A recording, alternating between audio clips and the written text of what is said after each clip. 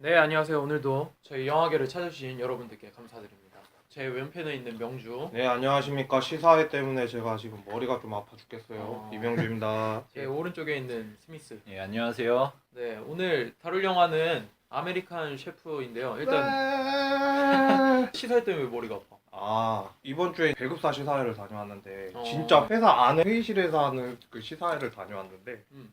팀장도 앉아있고 이제 어. 직원들 앉아있고 사람들 한 6명 앉아있어서 시사회 보는데 이 영화에 대해서 어떻게 생각하는지 이제 뭐 토의 같은 것도 했어 심지어는. 오, 진짜? 그래서 딱 봤는데 보자마자 포스터랑 뭐 정해달래 그래가지고 이게 좋겠네요 뭐 그러고 다 골랐는데 끝나자마자 첫 질문 하잖아. 근데 앞에 있는 사람이 너무 포장해서 얘기를 하는 거야. 내가 봤을 때는. 내가 그래서 한마디 했어 팀장님한테. 뭐라고? 아니 이 영화를 왜 수입하셨어요?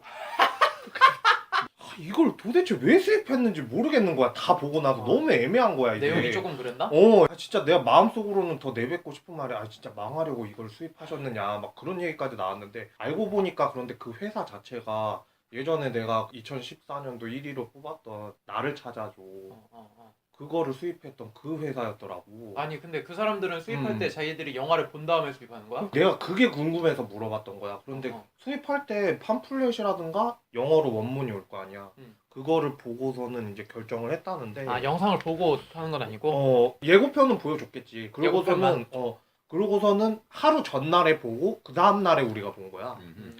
근데 너무 내가 그걸 보고서는 나오기도 하고 그 다음날에 또 영화를 봤었는데 그것도 조금 뭐해가지고 그거는 뭔데? 엘리노어 릭비. 내가 진짜 기대하고 있었던 건데 내가 잘못 봤을 수도 있는데 그게 세 편으로 나눠져 있거든. 그 남자 그 여자가 있고 그 남자 그 여자 그렇게 세 편으로 나눠져 있었던 건데 내가 그 남자 편을 보다가 그냥 나왔어. 진짜? 졸려가지고. 명주가 그냥 영화 나오는 거 진짜 흔치 않은 일인데? 내가 잘못 본 것 같아 솔직히. 그 남자 그 여자 편을 먼저 보고 그 다음에 그 여자 그 남자 편을 봤어야 되는데 내가 잘못 본 것 같더라고 그거는. 그래가지고 이건 정말 아니다 이거. 그리고 그냥 바로 나왔어. 아니 로맨스인데 실험적이고 괜찮은 작품이라고 생각을 했거든. 그런데 뭔가 좀 안 맞더라고 나랑은. 시사에 별로 좋지 않은 걸 봐서 머리가 아픈 명주군. 근데 오늘 영화는 재밌는 거기 때문에 또 신나게 이야기할 수는 있을 것 같아요. 오늘 아메리칸 셰프 영화는 명주군이 선정을 하셨어요. 제가 선정을 한 거는 정훈이가 더헌트 얘기할 때는 이제 사람들한테 공감되고 이야기가 많이 되고 그런 거를 하고 싶다고 얘기를 했었잖아. 근데 나 같은 경우에는 이 영화가 평점 자체도 나쁘지는 않았고 맞아. 그냥 무난했어. 무난한 영화였고 요즘에 우리나라 쪽에서 봤을 때는 먹방보다도 이제 쿡방 이제 요리하는 그런 방송들이 인기를 받음으로써 요리사들이 많이 나와가지고 막 그런 것도 하잖아. 그리고 윤종신의 쿠바 샌드위치라든가 뭐 그런 음악도 나오면서 거기에서 나왔던 셰프조차도 예능에서 또 나오는 셰프였거든. 정창호 셰프라고. 쿠바 샌드위치 만드는 모습 보면서 사람들이 즐거워하고 대리만족감? 행복함이 있어서 그래서 나는 자주 보고 들으시는 여러분들도 만족감을 느낄 수 있는 영화가 되지 않을까라는 생각이 들어서 이 영화를 선택했지. 자, 일단 감독이 존 파브로예요. 존 파브로 같은 경우에는 되게 유명한 걸로는 아이언맨 연출을 그거를 원투를 맡았으니까 그걸로도 유명했고 옛날서부터는 이 사람이 감독이 아니라 원래는 단역이라든가 조연부터 이제 시작을 했었거든. 그런 식으로 시작을 하다가 나중에는 연출에도 맛을 들이기 시작하면서 여러 가지 제작사라든가 그런 데에서도 어느 순간서부터 러브콜이 들어온 거야. 그러니까 마블에서도 이 사람을 갖다가 아이언맨 러브콜 보낼 때 나도 아이언맨 잘 봤다. 좀 합이 맞았겠지 일단은. 그리고 현실적이고 그리고 로다주와의 호흡도 괜찮았잖아.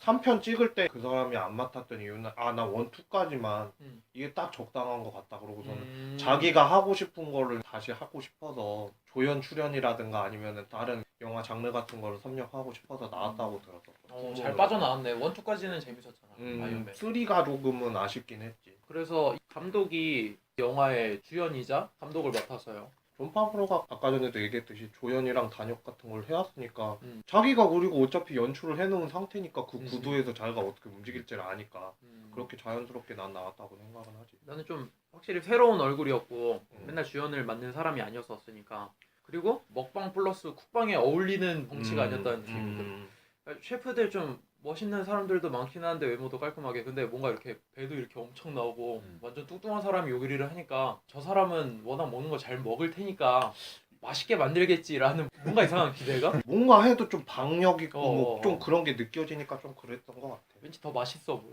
이 사람이 만들면. 근데 뭐 내가 생각하기엔 그렇게 어려운 연기는 아니었던 것 같아. 뭐 그렇게 음. 복합적인 인물도 아니고 연기의 어려움보다는 이미 피지컬이 좀 남달라서 캐릭터적인 거지. 자, 상도 좀 탔습니다. 제13회 트라이베카 필름 페스티벌 관객상 그리고 15회 뉴포트 비치 영화제 관객상. 그런 것들은 다 남미나 아메리카 쪽에서 그런 영화제들을 하고 사람들한테 많이 호응을 얻었었나 봐. 그런 것도 있었고 우리나라에서는 아메리칸 셰프라고 그러는데 그냥 셰프라고 많이 불려 원제가. 셰프지 그냥. 우리나라만 아메리칸 셰프. 그리고 프랑스 영화 우리나라 들어왔을 때도 셰프라는 작품이 있었긴 했었거든. 그런 거랑은 우리는 차별화를 두겠다. 제목은 같지만 뭐 그렇게 얘기했었던 인터뷰도 잠깐 봤었던 것 같고.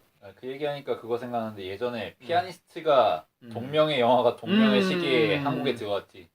그래? 폴란스키가 만든 어, 피아니스트랑 미하엘 하네케가 만든 피아니스트 두 개가 동시에 들어왔지. 그리고 동시에 같은 영화제에서 상을 받아와가지고 사람들이 헷갈려가지고 이 영화가 그 영화인갑다 하고서 봤다가 그 전혀 영- 다른 영화를 보고. 형이랑 같이 시사회를 갔는데 형이 시사회 처음이었어. 그때 당시에 그러니까 로만 폴란스키의 피아니스트를 내가 보러 가는 건데 우리 형은 딴 쪽을 생각한 거야. 내가 그때 학생이었으니까 야 네가 그걸 어떻게 봐? 막 그러고 나랑 같이 가야지 그러고서 되게 내심 기대를 많이 아니 했나 봐. 그거 하나가 야한 여가 아니야? 그래. 그래. 우리 형이 되게 내심 기대를 많이 했나 봐. 형 그거 아니야. 에이 뭐하냐 그러고서 따라온 거야. 3시간 동안 침묵에 휩싸여가지고 야 저기 전쟁 영화. 저건 뭐냐면서 야 이거 아니잖아 막 그러면서 피아노 마지막에 치는 씬 보면서 막 맞아. 사람들이 감동받고 막 그러고 있는데 형은 맞아. 옆에서 막 울고 있어. 저거 아니라고 저거 아니야 막 에이드리언 그거가 저- 나왔었지. 저게 아니었어 막 아니 그러면서. 나도 옛날에 중학교 2학년 때 유희종 선생님이라고 있었는데 신일 중학교에 그분이 영화 몇 개를 보고 감상문을 써오라는 독후감을 내줬어. 근데 그 중에 피아니스트가 있는 거야. 그래서 나 그때 비디오 방이 있으니까 빌리러 가서 피아니스트 찾아주세요 이랬는데 내가 중딩 때인데 그 19금 피아니스트를 딱 주는 거야. 그래서 이거 아닌데? 저 그리고 중학생이에요.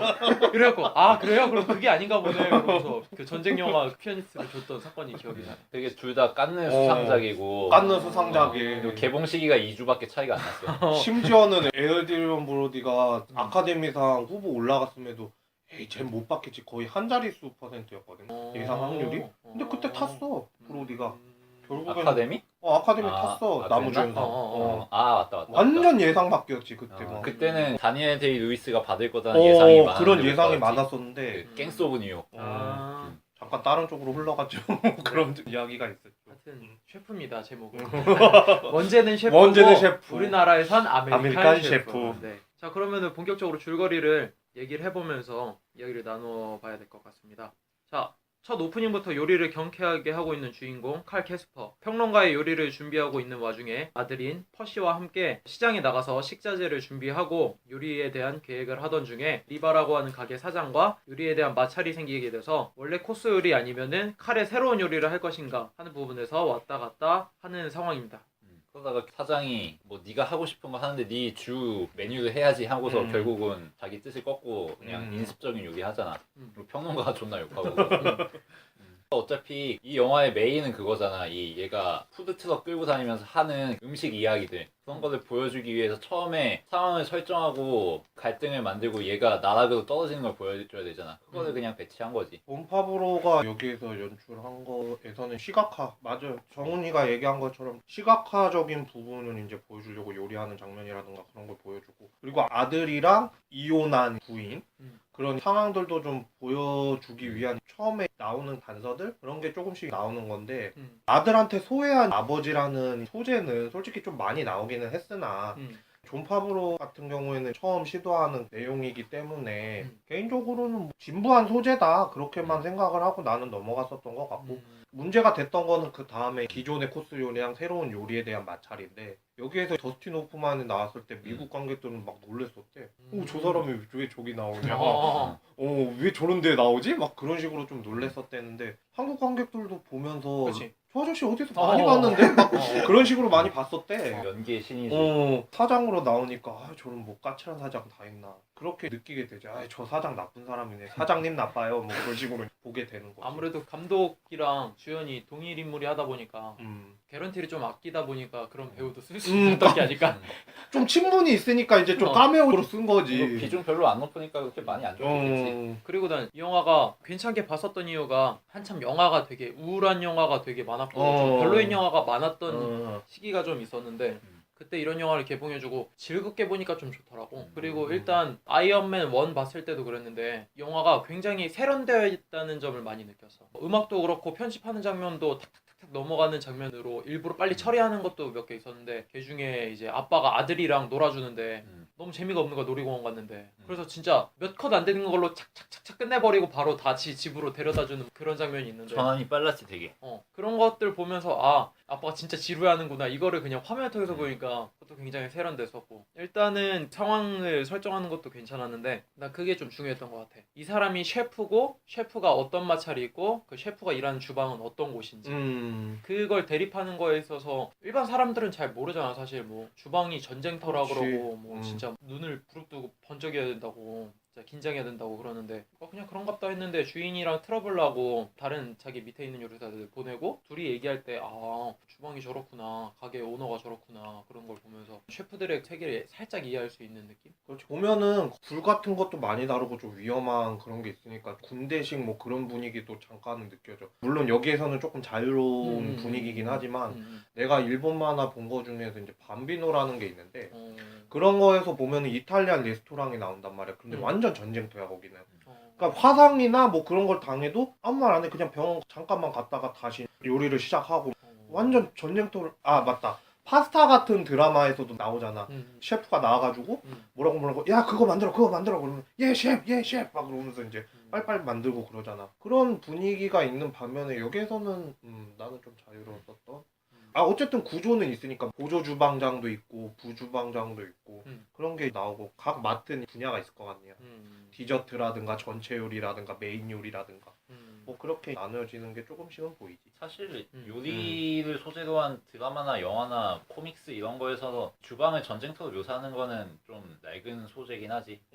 좀 극단적인 거에서는 요리사 중 한 명이 욕 먹다가 오줌 싸는 거 뭐 이런 것도 내보내기도 하고 이러니까 나는 사실 이 오프닝이 좀 많이 클리셰하다고 생각했는데 그냥 뭐 주인공 괴짜고 주인은 꼰대고 평론가는 까고 아들은 아버지의 애정을 갈구하고 이혼한 아내 있고 그냥 소품 잘 마련했네 뭐 그 정도로 생각했어. 자 그렇게 해서 결국 사장과 이야기 끝에 창작 요리는 접고 많이 나가는 메뉴 위주로 요리를 하고 그 후에 평론가가 왔지만 엄청난 호평과 함께 별 2개짜리라는 낙인을 받게 됩니다. 그리고 아내에게는 아들과의 시간을 소홀히 보낸다는 핀잔을 받고 정작 캐스퍼는 그에 굴하지 않고 새로운 메뉴의 개발에만 열중을 합니다. 지금의 여기에서는 이제 신문을 보면서 얘기하잖아. 맞아. 신문 보면서 동료들 앞에서 모여놓고 야 평균 나와서 그러고 자신감 있게 얘기했는데 그런 식으로 나오니까 열이 완전히 그냥 끝까지 받아버리고 예, 여기에서 이번에는 카메오로 또 스칼렛 요한슨이 나와요. 맞아. 몰리라는 역할로 나오는데 비중은 별로 없어. 비중은 별로 없어. 또 비중은 별로 없는데 뭔가 메인 히로인일 것 같은 분위기를 풍겼으나 근데 몰리라는 인물이 내뱉는 게 캐스퍼한테 교훈 같은 거? 잠깐 주긴 해요. 물론 그게 중요하지는 않다라고 생각하는 사람들이 훨씬 많기는 하겠지만 그런 식으로 얘기를 한 다음에 요리도 해주고 그러잖아. 그리고 그 전에 효식이가 얘기했었던 것처럼 이 사람이 이 일에 대해서 몰입을 하게 되지. 그런 호평을 받으니까 나는 이런 걸 만들 수가 있는데 막 그런 식으로 보여주기 식으로 거의 실험적인 장면을 보여주잖아. 보조 주방장한테 먹어보라고 그러면서 야 이거 어떠냐? 이거 맛있겠지? 막 그러면서 맛있냐? 에이 설마 너 객관적으로 나를 좀 평가해줘. 막 그런 식으로 얘기를 하니까 그런 장면 보면서도 진짜 일에 대한 열정은 많이 느꼈었던 것 같아. 아무리 아내가 핀잔을 주고 누가 뭐라고 그래도 자기의 그게 꽂혀있는 고지식한? 좀 그런 게 조금 많이 보였었던 것 같아요. 그런 장면에서. 스칼렛 요한슨한테 만들어줬던 게 알리올리오 그 파스타인데 스파게티인가? 하여튼 이건 나도 만들 줄 알아. 되게 만들기 쉬워. 그냥 그 스파게티면 삶은 다음에 마늘 좀 얇게 썰고 채소 같은 거 뭐 넣어야 되나? 거기에서는 녹색 채소 뭐 시금치라든가 뭐 그런 거 해가지고 그냥 오일이랑 해가지고 한번 이렇게 살짝 익혀주고 바질 뿌리고. 한 다음에 이제 다시 스파게티하고 이렇게 같이 다시 한번 데펴주는 그렇게 해서 나오는 간단한 음식인데 뭐라고 해야 되지? 난 영화 내용도 내용이지만 보는 재미가 그 식욕을 돋궈주는 그런 장면들이 괜찮았기 때문에 이 장면 좀 기억에 남아. 아 나도 만들 줄 아는 요리인데 저 사람은 저렇게 요리하는데 좀 맛있어 보인다. 평소에 좋아하는 음식은 뭐가 있어? 평소에 좋아하는 음식은 당연히 한식이라서 여기서 나오는 음식이랑은 다르긴 한데 여기서 나오는 음식 중에 제일 핵심은 결국 쿠바 샌드위치잖아. 먹어보고 싶긴 하더라고. 그거 말고도 막 여러 가지 요리하는 거 보면은 아들한테 간단한 토스트 구워주잖아. 그 다음에는 또 그것도 너무 맛있어 보이다. 그게 요즘에 예능 나오는 거 중에서 김풍 토스트라고 냉장고를 부탁해. 거기에서 나오는 막 치즈를 갖다가 범벅을 해놓고 그렇게 한 거에 하나 있는데 그런 거랑 비슷하지. 그때 게스트가 영화 조용 많이 나오시는 분인데 치즈를 그렇게 좋아한다 그래갖고 김기방 김기방 맞아. 그래갖고 설탕 잔뜩 넣어가지고 그걸 데펴갖고 시럽처럼 만든 다음에 거기 견과류 좀 밭을 얻은 다음에 빵을 버터에 약간 익힌 다음에 치즈 올려놓고 거기다가 그 소스 부어서 때려 붓고 아주 치즈 또 잔뜩 해가지고 그냥 먹는 음식인데 그렇게 맛있다고 그러더라고. 한번 해보고 싶어 이거. 그걸 먹는 순간에 이제 지구 한 바퀴를 돌아야 된다는 뭐 그런 얘기까지 나왔긴 했지. 나는 사실 한식보다는 중식이나 다른 나라들의 기초적인 요리들 있잖아. 그거 그냥 하나 두 개씩 익혀서 하는 정도인데 하다 보면 재밌는 것 같아. 요리 만드는 게. 내가 알기로는 그나마 내가 아는 남자애들 중에 스미스가 요리를 제일 잘해. 얘 잘해. 얘 나랑 고기 구울 때 10년 전이야. 10년 전 이야기긴 한데 얘 진짜 잘 구웠어. 그러니까 조용하게 잘. 요리사처럼 작품을 만드는 그런 건 것까지는 아니야. 아니야. 사실 남자애들이 음식 잘 못하잖아. 근데 그거 이상은 한다는 거지. 기본적으로 그냥 나 먹을 거 정도만 하지. 나 먹을 거 정도는 하는 자취하는데 우리 집에 먹을 거 없어라는 소리는 안 할 정도고. 그러니까 이런 장면들을 보면서 좀 이렇게 이제 이야기할 수 있다는 거는 나는 솔직히 이게 물론 사랑보다는 솔직히 말해서 좀 행복? 물론 가족에 대한 사랑이 많이 나오긴 하지만 보는 이로 하게끔 좀 행복을 이끌어내는 그런 영화가 아닌가. 거기서 이제 또 메뉴를 개발하는 장면이 나오는데 밤을 새죠 주방에서. 그리고 막 소스도 만들고 뭐 만들고 한 다음에 옆에 사람들한테 먹어보라고 하는데 저기에서 얘기하는 뭐 시즈링 시즈링이 어떤 거 그래서 시즈링이 뭔가 싶긴 해서 양념. 양념 시즈닝이라고. 그러니까 뭐 그 요즘에 우리나라에서 뭐 허니버터 뭐 그런 거 많이 나오잖아. 그런 거에서도 시즈닝 파우더라고 그래가지고 가루로 나오는 그런 양념 같은 것들이 있어. 뿌려서 먹는 거. 그 치토스 같은 거 보면은 치토스 불고기 맛 시즈닝, 과자 봉투에 적혀있잖아. 그런 거 매콤한 맛 시즈닝 뭐 이런 식으로. 그것만 따로 안 파나?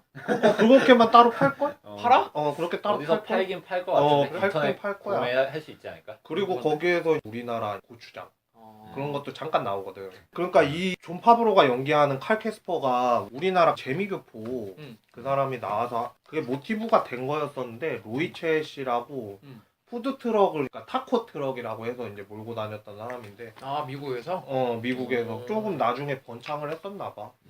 그거를 좀 모티브로 해서 존 파브로가 이 이야기 좋겠다 그러고서는 그 이야기를 선택해서 자기가 각색해가지고 그 사람이 그런 샌드위치라든가 그런 것도 다 자문을 해서 알려주고 여기에서 익힘이라든가 그런 건 어떻게 하세요 뭐 그런 식으로 많이 지도해줬다고 그러더라고요.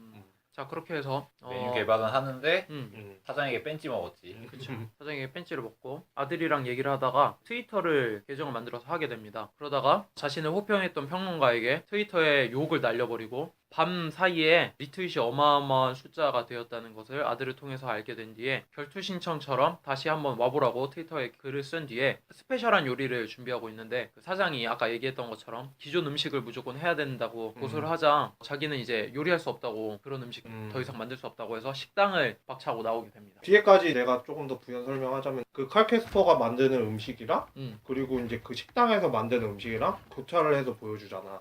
그 사이에 이제 평론가가 들어오고 앉아가지고 이제 얘기를 하는데 음식들을 보는데 지난번에 본 메뉴랑 똑같으니까 또 욕하지. 아니 뭐 이딴 거 나한테 또 왜 주냐고. 그리고 트위터로 날리고 또 캐스퍼가 와가지고 또 한 신랑이 하잖아. 야 이 개새끼야 이러면서 그 초코 머핀이었나? 그걸 더 집어 던져버리지. 여기 원래 중앙에 녹는 게 맞다고 이런 음식이라고 막 그렇게 얘기를 하는데 여기서 보면은 캐스퍼가 그 식당에서는 5년 동안 일을 했었는데 그 전에 10년은 개인적인 창작 요리를 갖다가 좀 했었던 그런 이야기가 조금은 흘러나오더라고. 맞아. 그래갖고 이렇게 실험하는 장면을 보여준 게 그 10년간을 계속 그룹 해오면서 요리를 했는데 그 사장 자체가 5년 동안 묶어놓은 거 아니야. 그 캐스퍼를 갖다가. 그래갖고 그 캐스퍼를 나무라는 사장이 얘기를 하잖아. 네 월급이라든가 얘 월급이라든가 내 손에서 다 나오는 거라고. 이 가게는 내 거라고. 뭐 코스도 그래서 내가 정한다는 그런 식으로 얘기를 하는데 칼 캐스퍼 같은 경우에는 셰프는 따로 외부적인 거랑 주방 내부적인 거랑은 엄연히 다르고 거기에서 조율하는 사람은 각각 따로따로 둬야 된다 그런 생각을 가지고 있었던 거지. 맞아. 물론 또 이것도 진부한 거긴 하지만 그래도 대립되는 과정이라던가 그런 거는 좀 잘 다뤘던 것 같아. 옆에서 뭐 말리는 것도 없고 둘이서만 얘기하는 걸로만 핵심을 딱 다루잖아. 난 그런 거는 좋았다고 보고 트위터까지 얘기를 하자면 트위터를 몰랐었던 캐스퍼가 뭔가를 깨고 나오기는 했는데 또 혹평을 받는 거 보면은 참 트위터가 좀 무섭긴 무섭구나 그런 생각도 잠깐은 들면서도 평론가의 입으로 저번에 버드맨 한번 다루면서도 느낀 거지만 그 평론가가 매장시킬 수도 있다고 그랬잖아. 뮤지컬이라든가 연극을 갖다가 평론가라는 그 힘이 정말 어마어마하게 대단하구나. 요즘에 수요미식회라는 케이블에서 하는 예능 보면서도 선정되는 맛집들을 가보면은 줄 서 있어. 내가 예전에 한번 떡볶이 한 편을 보고서는 내가 한번 가봤어. 종로 쪽에 하나 있다고 그래가지고 야 중국인 관광객에 한국인까지 어마어마하게 많더라고. 좋든 나쁘든 간에 파급력이라는 효과를 갖다가 여실히 보여주는 장면이 아니었나 그런 생각이 많이 이건 들었지. 딴 얘기긴 한데 어. 수요미식회에서 나오는 음식점은 다 믿기가 좀 어렵다 그러더라고.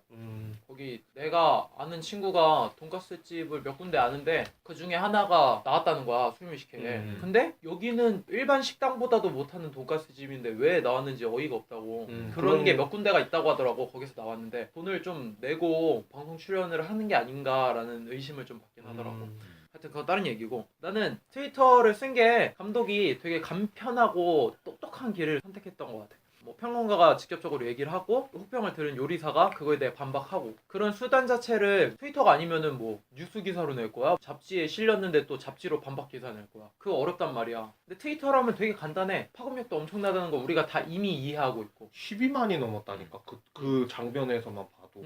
그러니까 이러니까. 이게 얼마나 쉬운 도구를 가지고 이야기를 잘 풀었는지라는 생각도 들었고 나는 평론가한테 이렇게 막 집어던졌을 때 아니 이 감독이 이거 내용을 어떻게 이끌어가려고 아직도 지금 1시간 넘게 남았는데 지금 극장 들어온 지 한 3, 40분 됐는데 뒤에 어떻게 하려고 그러지? 라는 생각이 좀 많이 들기는 했었어. 나는 사실 이 부분 그냥 다 공격 패턴이 예상이 돼서 아 저러다 잘리고 뭐 어디서 딴 거 하고 뭐 이러면서 성공 스토리 쓰겠지 이런 생각 딱 했거든. 그러니까 그래서 그냥 별 감흥 없이 봤고 그리고 사실 나는 이 영화에서 소셜 네트워크를 다루는 방식이 그렇게 마음에 들진 않았어. 왜냐면 소셜 네트워크를 소재로 쓴 건 좋을 수도 있는데 너무 좀 시시하게 다룬달까? 소셜 네트워크가 범람하고 사람들이 트위터, 페이스북을 하는 시대에 요리사가 할 수 있는 건 뭐냐 뭐 이런 주제로 갈 수도 있는 거잖아. 근데 여기서 소셜 네트워크는 그냥 홍보 수단. 요리 열심히 하니까 아들이 트위터에 올려줘. 사람들이 대박 뭐 이러고 끝이란 말이야. 별 의미가 없어. 그냥 서사를 전달하는 수단에 불과하다 보니까 나는 수단으로만 이용했다는 게 난 더 마음에 들었어. 너무 깊게 파고 들어가지 않아. 그치. 너무 깊게 파고들다가 망하면 이건 더 망인 거니까 어떻게 보면 적정선에서 끄는 걸 수 있는데 트위터를 소재로 하는 영화가 사실 되게 많잖아. 뭐 페이스북이나 소셜 네트워크나. 아니 소셜 네트워크 자체를 소재로 해서 만든 영화가 소셜 네트워크지. 그런 거를 생각하면 요즘 너무 그런 게 너무 진부하다 보니까 여기서도 또 트위터 얘기야? 라는 생각이 좀 들었어. 나는. 그럼에도 불구하고 분명 그렇게 생각할 수 있지만 트위터나 뭐 SNS나 우리나라는 카톡 같은 것도 영화에 끼워넣는 경우도 있더라고. 요즘에는 많이 끼워넣긴 옛날에는 하지. 싸이월드 같은 것도 살짝 넣고. 근데 그런 거 넣은 영화치고 딱히 그렇게 재밌게 본 영화 몇 개 못 봤어. 너무 팬시하달까? 저번에도 몇 번 언급했었던 소셜포비아. 소셜포비아 같은 경우에도 효식이가 얘기했었던 것처럼 카톡도 나오고 정훈이가 얘기하는 것처럼 소셜 네트워크의 폐해라고 해야 되나? 그런 거를 물론 거기에서도 솔직히 좀 가볍게 다루긴 해. 근데 파급력이라는 게 또 거기에서는 또 인터넷 방송까지 하거든. 그런 거 보면은 솔직히 나는 그냥 단순하게 생각을 하나 봐. 그냥 나는 파급력 쪽에 조금 더 힘을 둬서 그런진 몰라도 내가 생각할 때도 이 영화는 주된 거는 요리이기 때문에 그리고 이제 그 감독 자체도 이거를 상업 영화를 많이 만들었던 감독이다 보니까 가볍게 이 소재를 다루면은 사람들한테 더 행복감을 전해줄 수 있지 않을까라는 생각에서 나는 시작을 했다고 보거든. 그래서 물론 정훈이 이야기도 맞는 얘기긴 하는데 나는 그냥 이런 걸로 그냥 쭉 간 거지. 그냥 단순하게 보자. 시각하러 가야지 이런 거는 요리하는 게 얼마나 행복해 보여 그러고서는 봤던 것 같아. 나는. 약간 내 생각에는 100% 상업 영화잖아. 근데 SNS를 끌어들였다는 거는 자기가 그냥 도구로만 썼을 뿐인데 그 도구로서의 역할을 제 선에서 제대로 맡게 썼다는 느낌이 들어서 난 오히려 세련됐다고 느꼈던 거지. 자, 그렇게 평론가에게 초코 케이크? 네, 초코 그것도 막 케이크. 집어 던지면서 아주 난장판을 폈던 캐스퍼의 운명이 어떻게 될지는 2부에서 얘기를 좀 더 나누도록 하겠습니다.